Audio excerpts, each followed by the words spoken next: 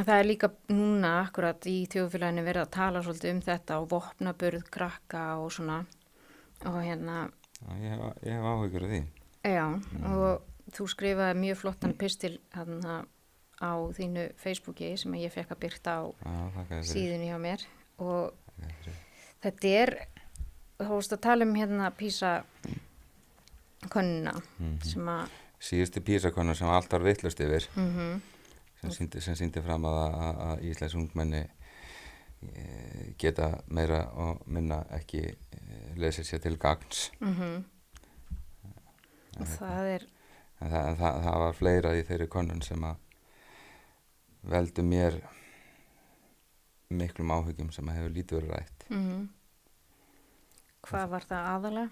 Sko, það er ekki bara að vera að kanna hvað börnin eru duglega að lesa og hvort þau skilji hvort þau skilji það sem þau eru að lesa eða hversu duglega þau eru að reikna. Það var líka verið að kanna sem sagt líðan unglinga. Samkennd var könnuð hjá þeim og ef við skilgreinum samkennd aðeins samkennd er getan okkar til þess að finna til með öðru fólki og geta sett okkur í spor annara og séð hluti út frá augum annara og íslensk ungmenni komu verst út á meðal OECD þjóða þegar að samkennd var mæld og með þess að talsvert heldur en svona það þjóður sem við miðum okkur við. Og það er alveg sláandi sko. Já, og eitthvað hefur gerst í íslensku samfélagi af því að þú veist, það hefur verið umræða, þú veist, já, krakkar eru alltaf í tölvunni og spila ofbeldisleiki og eitthvað, en það er líka í gangi í hinum löndunum. Það eru krakkar í tölvunni með snjallsíma og spila ofbeldisleiki og allt svoleiðis. En eitthvað hefur gerst í íslensku samfélagi sem gerir það að verkum að börnin okkar og ungmennin okkar eiga erfiðara með en jafnaldrar þeirra annar staðar að finna til með öðru fólki. Og það er ég hef mikla áhyggjur af því. Mjög miklar áhyggjur af því.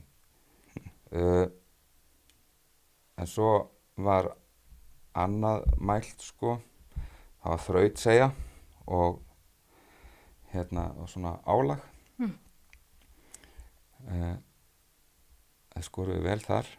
Já. Að íslensk börn þola mikið álag og eru þrautseig. En það að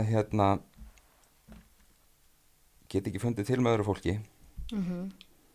ég er ekki viss að það sé endilega gott með þú veist, þrautseigju og þannig sko að að því að það hafa nálega margir skúrkar svona í mannkyns sögunni verið vel þrautseigir sko þannig og svo náttúrulega siðblinda, ég meina þú veist hver er skilgreiningu siðblindu, þú veist það er að geta ekki að finna ekki til með öðru fólki þú veist og ekki ótrúlegt að þetta hafi ekki fengið umræðu.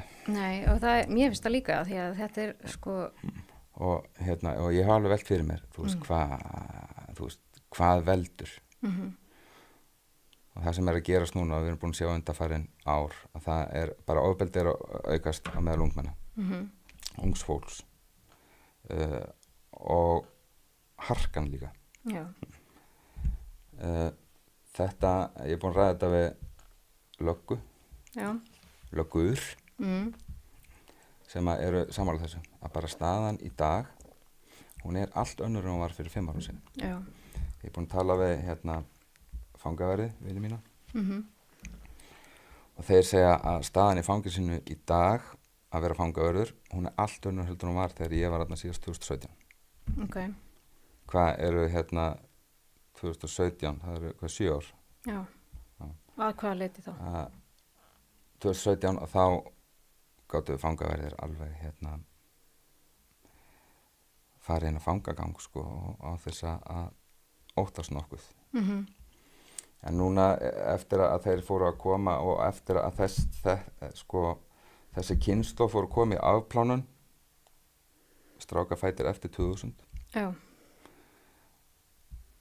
að það er eitthvað sem skortir hjá þeim sem að allavega eldri fangar hafa. Það er þessi skilningur á því að fangaverðir, þeir eru til þess að þjónusta þá, þeir eru að geyma þá þarna, þeir eru að passa þá og þjónusta að þeir fái sína þarfir og allt þetta.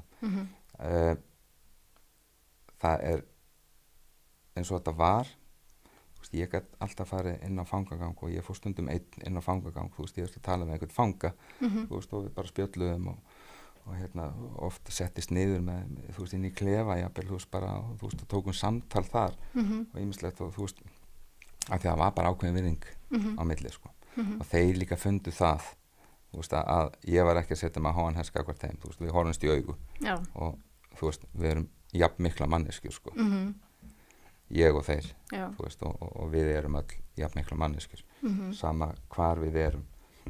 Og en núna er þetta bara ekki hæklingur. Það er bara ekki nógu mikið öryggi inn að fanga göngunum, af því að það er svo mikil óvirðing og og menn alveg veigra ekkert fyrir sér að láta vaða í fangaverði. Ráðast að þá bara. Já.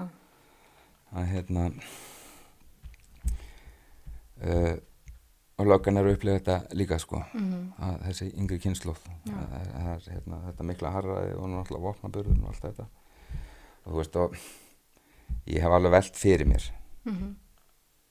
og þetta er náttúrulega mjög mikil einföldun, og þetta er alls ekki einfalt mál og ekki eitthvað eitt sem að hægt er að horfa á. Nei. En við náttúrulega vitum það alveg, en það svo sem er líka í öðrum samfélagum örugglega líka, að samfélagsmiðlarnir lofuðu okkur meiri samskiptum, en raunin er að þeir hafa svona hér bil komið í veg fyrir samskipti, til persónuleg samskipti. Já. Að við horfumst í augu og tölum saman. Núna fara samskiptin svolítið mikið í gegnum, fram í gegnum emojis og likes, Facebook, og og unglingar í dag tjá sig í gegnum Reels, Insta og eitthvað, og ég veit að segja að þau eigi aldrei í einhverjum beinum gagnvirkum samskiptum, en bara ekkert eins og áður þekktist. Nei. Og þetta hlýtur að hafa einhver áhrif, en svo er það líka þannig að eins og við þekktum til áratuga í Íslands samfélag, að hornsteinninn í innleiðingu siðferðisgilda sem við viljum lifa eftir eru skólakerfið. Já. Að skólakerfið sem siðferðis áttavitarnir sem að við höfum alla tíð verið að presentera,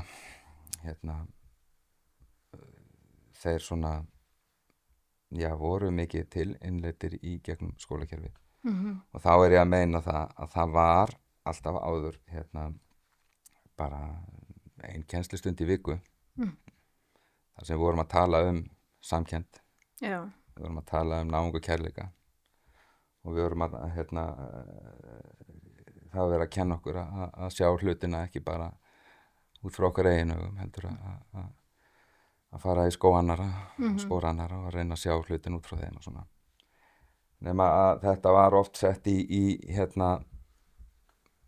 þetta var þessi boðskapur allavega þar sem ég var í skóla var dregin út úr Guðspjöllunum og því sem Jesús var að kenna okkur. Þetta var kallað kristinfræði, sem var aflögð í skólakerfinu 2008 held ég, örugglega.